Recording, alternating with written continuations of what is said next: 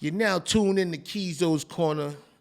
Welcome back, and we got another special guest. You know, all my guests are special, but I got my man Lloyd Hollie here, and very successful restaurateur. That's how you say it? Restaurateur. Yeah, exactly right. You know, he has a couple of restaurants in the city, so we're going to discuss that and talk about business with him. Everybody, please welcome my man Lloyd Hollie to the show.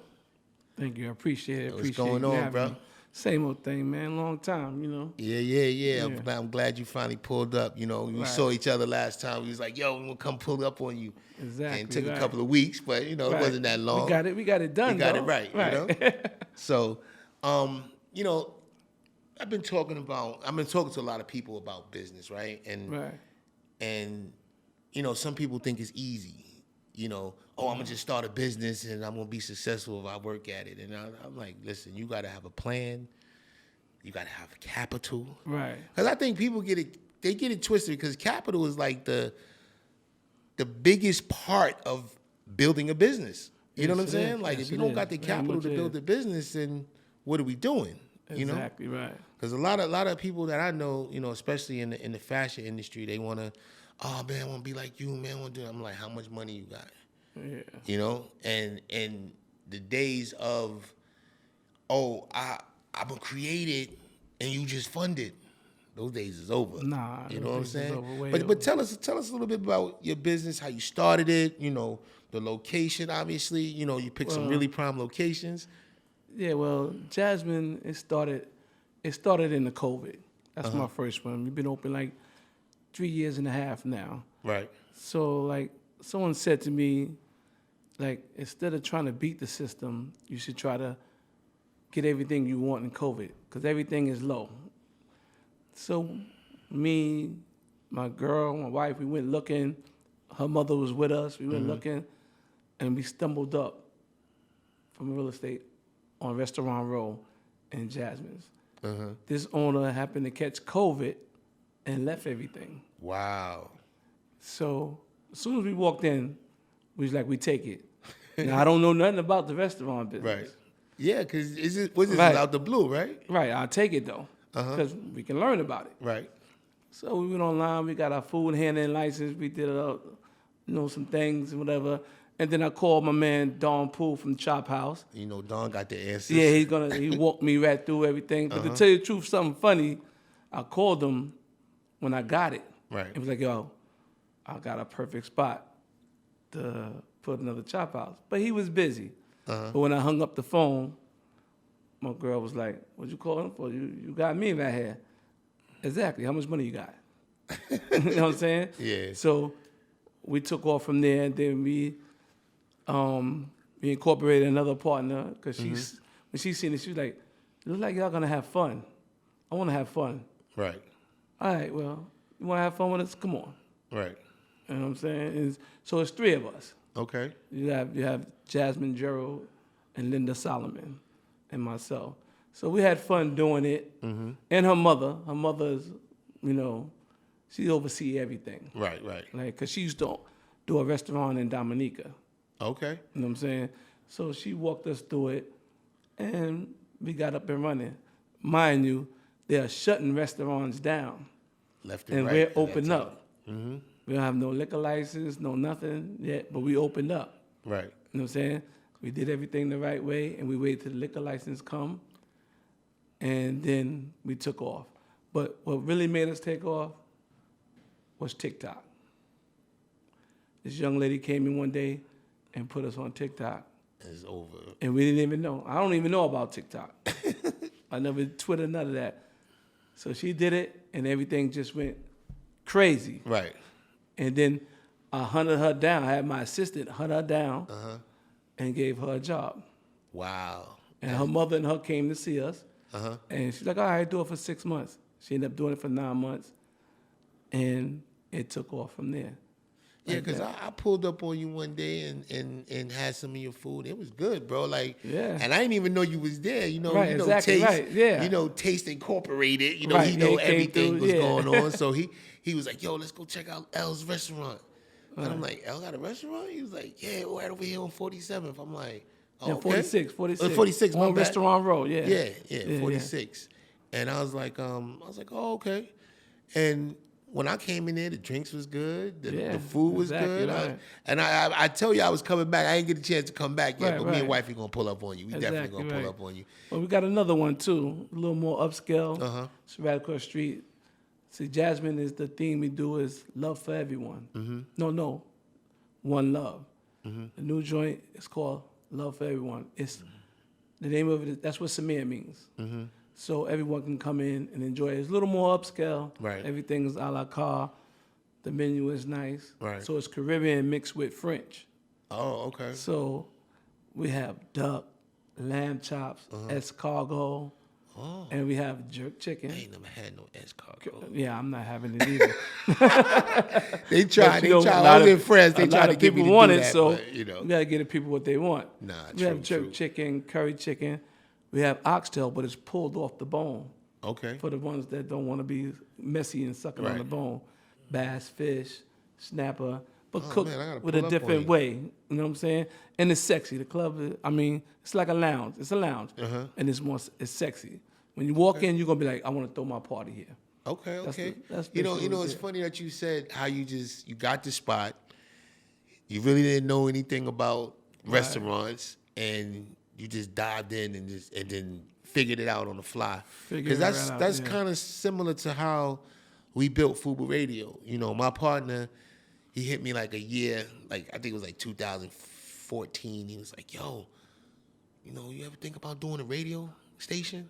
I'm like, radio station? So in my mind, I'm looking at, our local radio stations and how they look, and I'm like, man, I got to get equipment, I got to get this, I got to get personalities. Yeah, exactly, right. I was like, I got to get a spot, we got to pay rent. I was like, bruh, I don't know, man. Like, yeah, I kind of blew him off. Right. So him being, the intelligent guy that he is, he said, okay, he doesn't believe yet. You know what I'm saying? Let me send him a couple of articles. He just kept hitting me with different things, and I was like, I would open up my email and I would see this, and I'm like, oh, okay, all right. Right. So then we would have conversations, and he was just like, yo, you sure you don't want to do this, man? Like, let's do it. So when I told him, what I had in my mind and my fears about doing it, he was like, bro, you only need a little board, a couple of mics, and we just get it started. Right. So when I first started, I had this little mic, this little board, bro. It was the size of not even the size of an iPad. It was just this little board. I didn't even know anything about recording like that. So it had one mic for me and one mic for the guests. Right. The first time I had guests, it was the Hamiltons. There's three of them. Right. So they on one mic.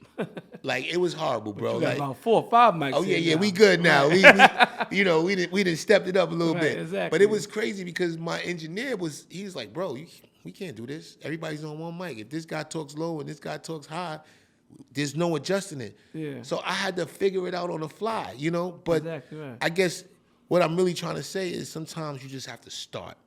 And once you start, you'll figure it out. And I think a lot of people don't want to jump out there. They want to try to set everything up. And I always tell people, it's better when you don't have money because you're more creative. Right. When you have money, it's like, oh, I need this, and half the stuff you might not even need. You're going to put that work in. You're going to find a way. That's a true hustler. Yeah, exactly. Find a way. We're going to figure it out. We're going to figure it out, right. So you have Samir's, then you have Jasmine. Yeah, so do they kind of say, but do they have the same type of food, or you kind of? No, it's different. You just like I said, Samir's mixed with French and Caribbean. Okay. Like the Caribbean part. Right. Like those islands that's French. Right. Haiti. Antigua and all that. Like, let me tell you, I have like 6 chefs. One is from Jamaica. One is from Trinidad. I got one from Dominica. One is American. One is Mexican.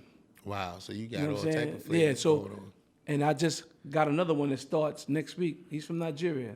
Oh, so you get a little bit of everything. Yeah, you got a little know bit what I'm of saying? everything. That's why it's Gumbo. called a Caribbean restaurant. It's not a people say, oh, you Jamaican. No. Right. But my top chef is Jamaican. Okay. But they make it different. So some people come, oh, we know the Jamaican chef. Oh, we know that. We know the Dominican, which is my mother-in-law. And it's what taste you want.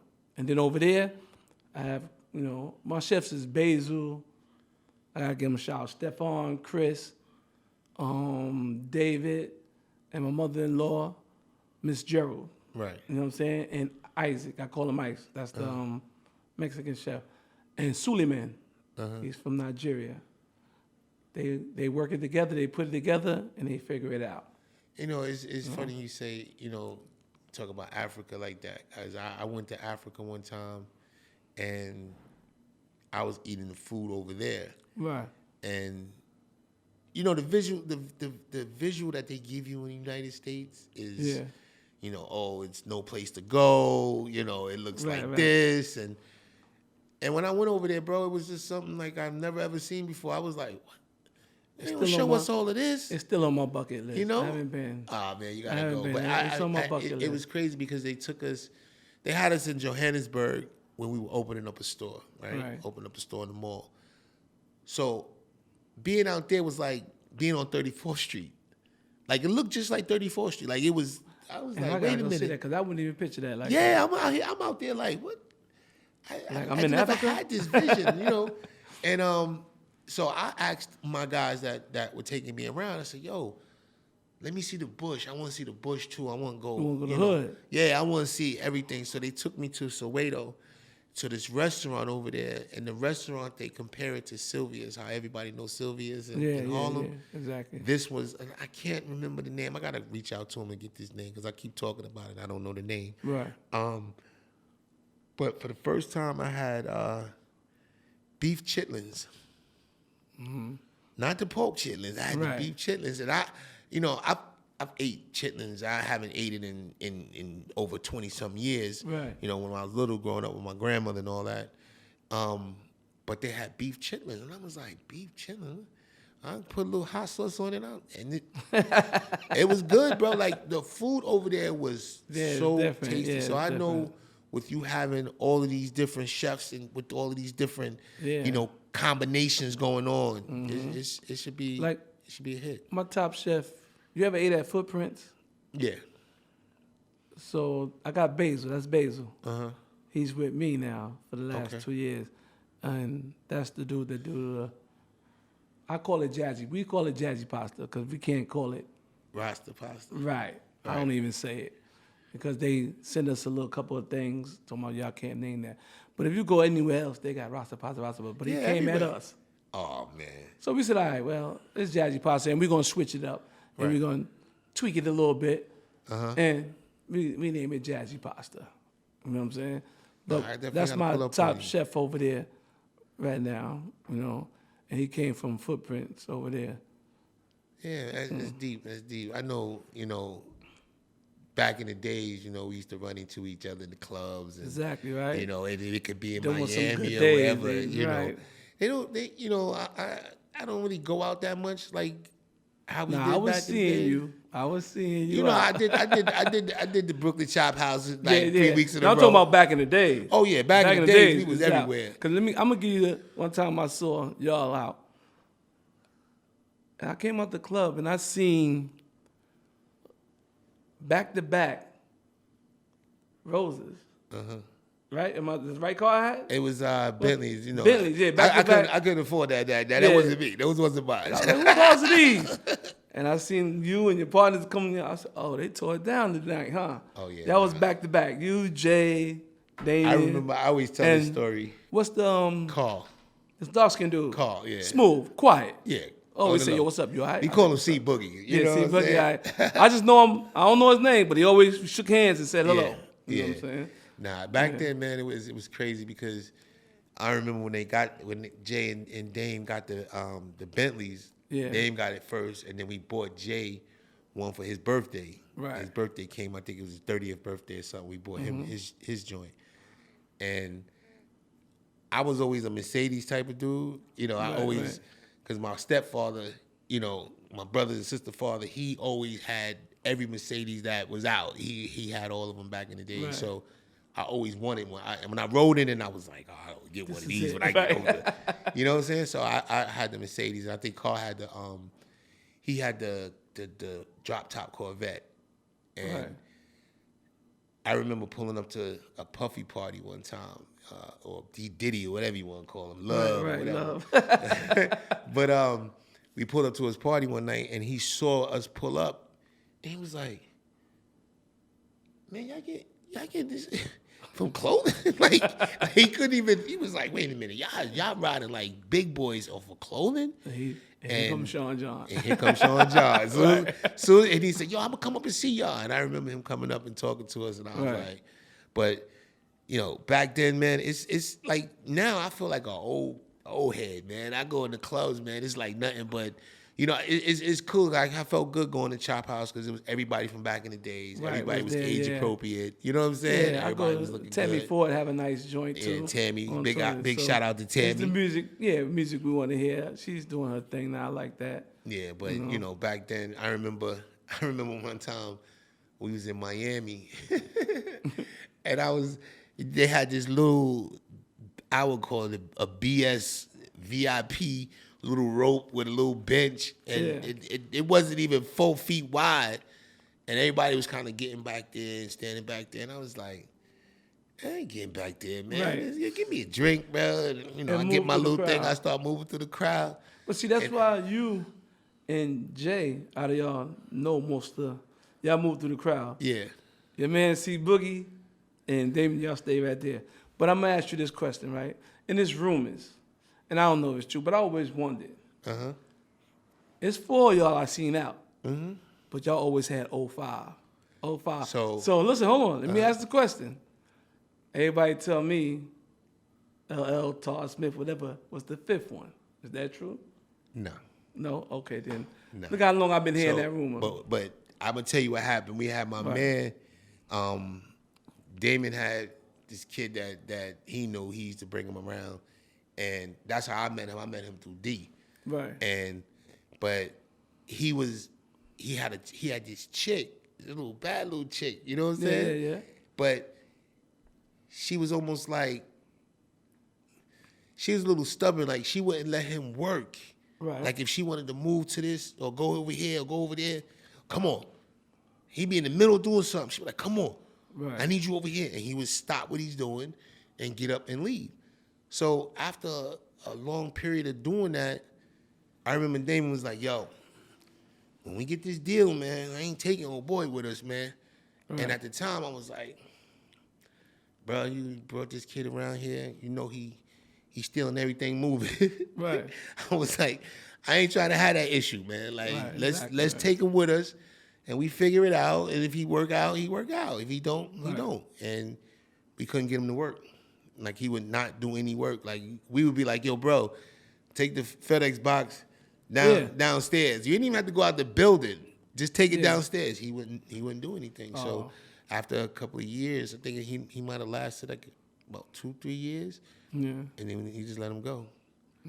But then L, you know, with situation with L was, he did us a solid. He was like, yo, you know, I'm going to do this for you.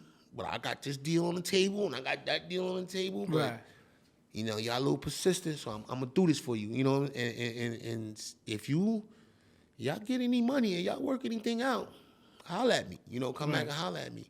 So when we finally got our deal, we circled right back and came back and was like, yo, L, we're going to give you a piece of the pie.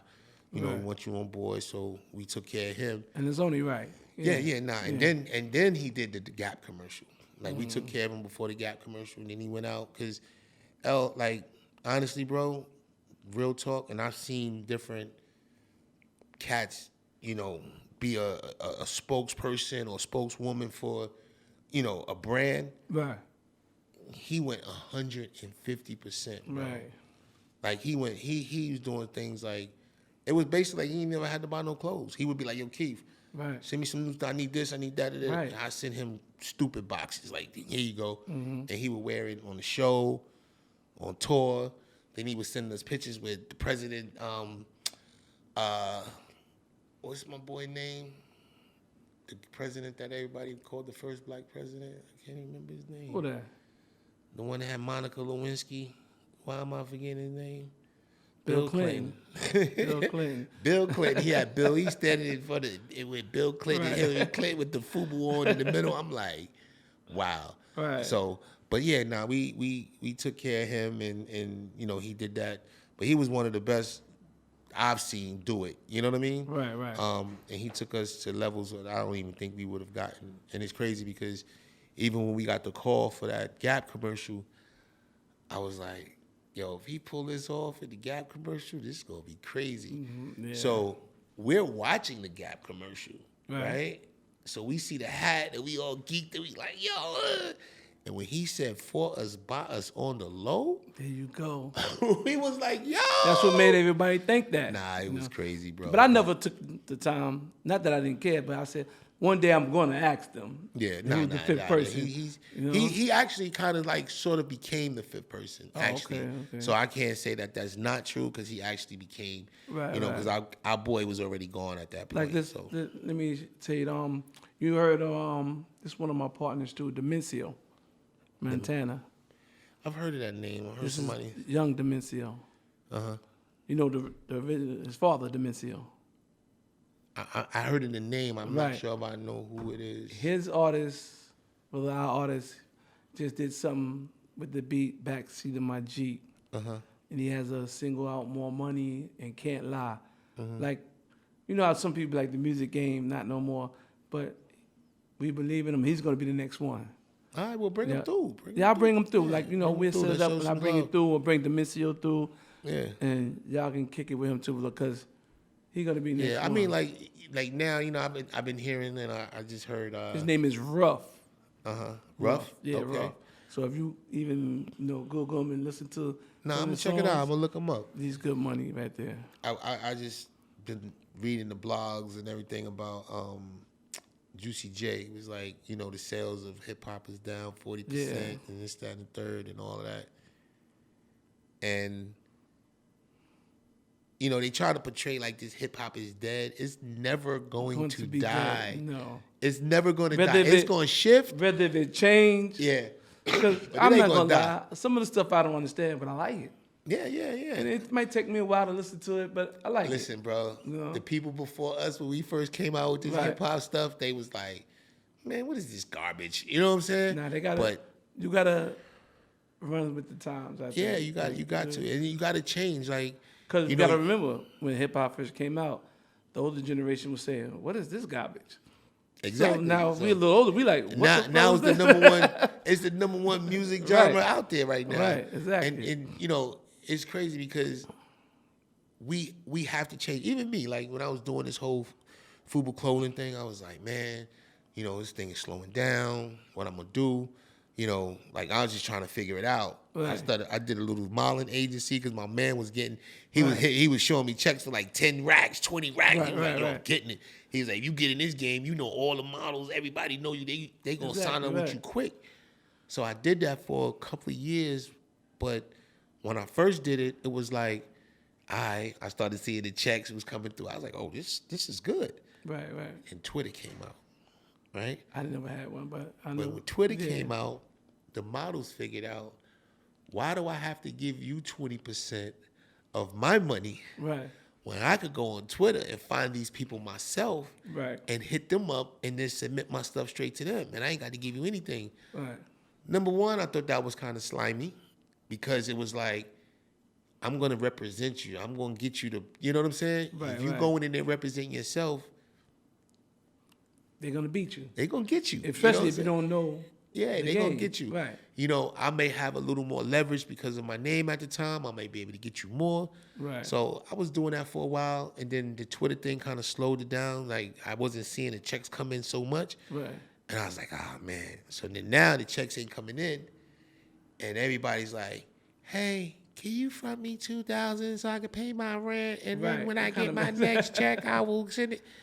I was like, girl, you must be at your mind. Right, and so it felt like I had a bunch of, I won't say girlfriends, but chicks that, was just asking me for money. And I was just like, oh, this ain't gonna work. Listen to me. Yeah, this ain't gonna work. But you know what? It's just like the what is the thing that girls go and get money? The OnlyFans. Yeah. So now they don't got they making money through OnlyFans. So that knock out the middleman for whatever he's doing, that's soft knocking porn out or the whatever. porn. That's knocking out even the porn industry. Right, exactly. So because they don't need to go through the director and all of that now. Whatever they can they're go paying, do it themselves. $17 or something like that. And I just had to close one of my credit cards. One thing I don't understand, because I don't have my OnlyFans. I've never looked at. Yeah, I've that's never what I was going to tell joined. you. I don't have that. So I had to close one of my credit cards. One day I checked it. OnlyFans. So I called myself, whoa, I don't do that. That's not me. Right? And I go, we're going to do do your investigation, because I don't do that. Yeah. And I was like, matter of fact, close the card. Yeah. Close it off. Like, I don't even use the card. So I'm the one suddenly going to use it for OnlyFans. Yeah, but I don't like, sometimes I remember when it first came out and someone was telling me, oh, I only charge $5.99 or $9.99 or something. And I was like, well, how do you make money? Like, somebody can, and it's $9.99 a month, right? So, okay, it's like a little Apple bill or something every month, but I don't even keep that on my phone. How do you make, you must have to have a lot of people subscribe to you. You'd be surprised. Like, I don't know, man. I'm old school, bro. Like, I'm not doing I was that. telling my wife the other day, I was like, yo, like, I don't even like twerking. I said, if you twerk for me, you know what I'm saying? I'll be excited. Right. But I said, every now, like, as soon as an artist get on stage, it's yo. And they turn around. Yeah. And they turn around with the twerking, and I'm like, and the crowd go crazy. and I'm like, I don't know, man. I'm from the old school, bro. Like, listen, I'm from old school, but that's what they doing. I ain't gonna knock their hustle. No, I definitely don't knock it. I let them, I just be like, oh, that's crazy. Just like some of the music today. I'm like, whoa. But then I always, damn, the music we was hearing too. Mm-hmm. Like, when NWA came out, everybody was like, ooh, your parents like, whoa. Yeah. So they was it's like we like albums, trying to shut down. Yeah. All kind of stuff. Like, Lil' Kim album, and album cover, they didn't even want that out. Remember? I don't put them down. Like, I even with what I'm doing now, because when I first started this, I was like, yo, I want to cater to the era that we came up in, because that was dope. You know what I'm saying? Right. And I don't hear it anymore on radio, because now they got these playlists where you can go from state to state to state, and everybody got the same playlist. They're going to be playing the same 20 songs, right? Yeah. So I was like, all right, I want to do something different. I'm going to stay behind so that I'm not even playing any current music. But then once I looked at the whole demographic of what I was doing, I was like, damn, how am I going to reach the kids? How am I going to give them an opportunity to showcase their music? Because I know they're not going to be able to go on certain platforms and get their music played. And you got Spotify and SoundCloud, Mixcloud, and all of that. Yeah. But at the end of the day, how can we get them this national attention? You know what I'm saying? Exactly, showcase them in a bigger light.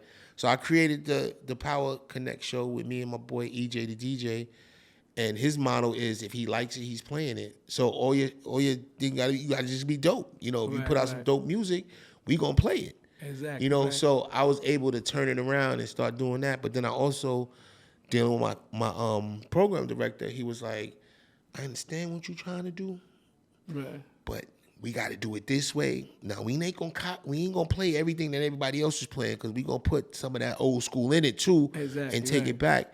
But we have to play these songs to get the people, to keep people's attention. You know what I'm saying? Exactly right. And I just sat back and sometimes the younger crowd don't want to hear what we gotta say. So I just sat back and I let him do his thing, and he was able to put it together. Whereas now, when people listen to the station and they see the progression from where I started to where I'm at now, they be like, yo, your station got really dope. You know who said it the best?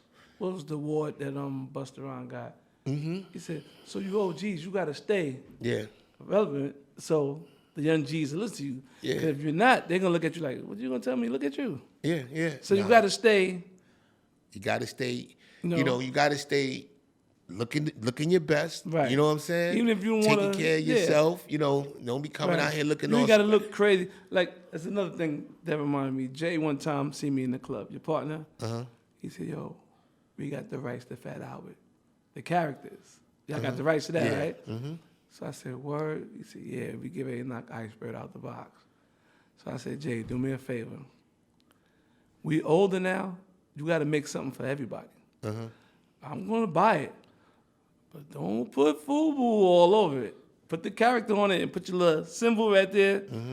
I seen somebody with the sweater. The character came out, FUBU Platinum, though, written on the back. I said, "Jay, I'm not doing that. I'm going to represent." He's like, "Yo, but..." I said, no. I want to see the character and the FUBU. Because we older now. Yeah. You know what I'm saying? See, I don't even wear bright colors and all that. You know what's funny? And this is a lot of people don't know, and that's why I was telling somebody earlier about the fashion industry. I was telling my cousin Raleigh, I was like, yo, it's hard. It's a hard business to get into, right? Right. Because you have so many people that you have to cater to. So you're not going to make everybody happy. Happy, right, exactly. Then what you don't realize is a lot of times the stores dictate what's selling. So if they selling, you know, the name all over the chest, right, and everybody's doing it, and then you come with a little hidden thing, and they're like, nah, I don't want that. So what happens, because I'm going to tell you another story after that, but what happens is they want you to be like everybody else to what's selling for them. Right, so if you're not, if it's not their demographic in their store, they don't want it. So 2004, we was doing our little trend forecast and whatever, and we realized that slim jeans was coming down the pipeline. So we didn't do skinny jeans, we just did slim jeans. So it was basically like a 501 basic. You know what I'm saying? Nice slim cut. Because at that time, you know, they was baggy, like, you know, crazy. So when we did it, we were hyped. We were like, yo, this is gonna sell, this is gonna do well. You know, cats ain't even doing this. Like, we was like, everybody still doing baggy, we about to flip it on them. The stores wouldn't even buy it, bro. Right. Yo, we had all this product come in, and we put it on the table. Yeah, we got all these slim jeans. They're like this. No, we don't want that. They slide it off. Where's the baggy jeans? Where the baggy, right? Where's the baggy jeans? Right. We only want the baggy jeans. So we had all these jeans we could not even sell. So we couldn't even get it to the stores to get it to the customers. So a lot of people never knew we had it because we couldn't, you know, we had to off-price it, off-sell it. Let me ask you this. Out of all the material you put out, because I got War FUBU. What's the main one that sold the best? The jersey.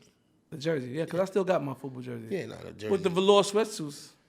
The velour sweatsuits was tight, but at the time, the jersey for us was, for some reason, bro, I don't even know why, but we sold way over like 3 million jerseys. And your jersey was hitting before the jersey ever came out. Remember, everybody started getting thing, but we got the FUBU jersey. And then what was crazy is, you know, when we did the NBA, like sometimes we were a little too early. We were too early with the jeans, and we was too early with the NBA license that we had. So with the NBA license we had velour suits, we had leather jackets with the logos on it. I remember that. Yeah. We had the snap away pants. We had all this dope stuff. We had the vest with the, you know, with the logo and NBA logo on it. And we even had the access to the ABA. So some stuff we did the ABA, like St. Louis, we had. So it was like a lot of stuff that we had that people wasn't really on at that time. So I think we got that in like 98, 97 going into 98. Yeah. And then when Jay rapped on or started talking about FUBU, about jerseys, then everybody started wearing jerseys. But we only had the license for like 2 years. So once we was done with the license, it did okay, but it didn't do what it was supposed to do. Right. So now what's funny is I think it was like 2022, Cash is like, yo, bring back that NBA. That NBA was tough. Or even a couple of years after we did it back then, people were like, yo, come on with the NBA. You know, like, bro, that's you missed that train, bro. Like, you know what I'm saying? You be like me, you gotta still have it. Like, you know. So, you know, but clothing is tricky, man. Like, it's you really have to have that special niche to hit every season. You know what I'm saying? And if you don't, you know. I remember one time I was in the club and I met this dude. What's that clothing line? Maurice Malone. Yeah, Maurice Malone. I was just by the bar. We just drinking, popping bottles. Mm-hmm. He's like, yo, take my number. I record each other. And he sent me a bunch of stuff. Yeah, nah. And I Maurice wore is it and cool. gave it out to the project and everything. But I seen it in the stores, but it never really took off. But it was cool. He was doing his thing. Yeah. He did, you know, because you know what it is too, man? Like, everything has to be clicking.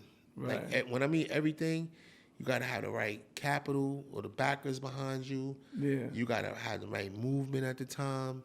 You know, because for us, we thought maybe we would have like 2-3 years in the business. You know what I'm saying? So we was trying to make as much as we can. We was like, yo, make all this. What you gonna make? 20,000, make 40,000. Yeah, right. So we was trying to, you know, like really make as much money as we can before it was over.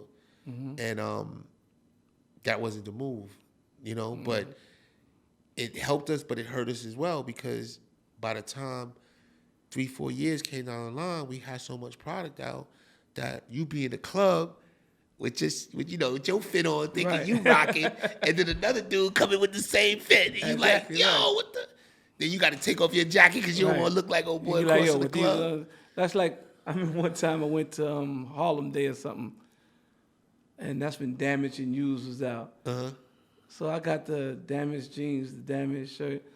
It's like 3 other people, even my man, damaged. So I took off the button shirt and just rocked the jeans, tied around. Like, come on, we're not gonna be looking crazy out here. You can't. Yeah. So, you know, at that time, it opened the doors for other people. And then who was those other people? Sean John, right, and Rockaway. Right. So it was like you got 2 of the biggest hip hop stars now jumping into that lane, you know. And then that's when we did the music thing. We said, you know what, y'all gonna come in our lane? We gonna go get some music. You know, we went gold, but you know, it wasn't like we was recouping anything because we spent a lot of money. But you know, it was a time, man. Like, you can't get it back, but you love it because you lived it. You know what I'm saying? Exactly, right. And that time, like, I just say I'm gonna save a lot for the book, because we was talking before we got on. Give them too much. Right. I got so much stuff for the book, man. It's gonna be crazy. So I try to throw little gems at y'all so y'all can hear what's going on. But exactly right. You know, it's definitely gonna be a tight book and a better documentary. You know what I mean? Exactly right. But yo, listen, let's give them the information on the restaurants, the hours, and all that stuff. Jasmine Caribbean Cuisine, 371 West 46th Street, between 8th and 9th. The hours, we open at 4. The kitchen closed at 10. On Saturdays and Sundays, we open at 2, and the kitchen closed at 11. Okay. Samir, both restaurants close on Monday. Samir is open from Tuesday to Sunday. We open at 5 every day, and it's a little more after-hour spot because it's a lounge. So the kitchen closed at 11, then we serve appetizers from 11 to 12, and the bar closed at 12:30. Okay. Jasmine's, Thursday have a still pan guy. Mm-hmm. Saturdays we have a live DJ. Okay. Samir, we just opened that up June 15th, so we had a comedian coming, we have jazz. Mm-hmm. So we just filling it out, the vibe. You know what I'm saying? So it's soft music, slow music. Not slow music, but nice music where we can still conversate. Right. Jasmine is more like, you be like, yeah, did you hear me? Yeah. So me and you can talk like right now, but you still hear the music. Unless if there's an event going on.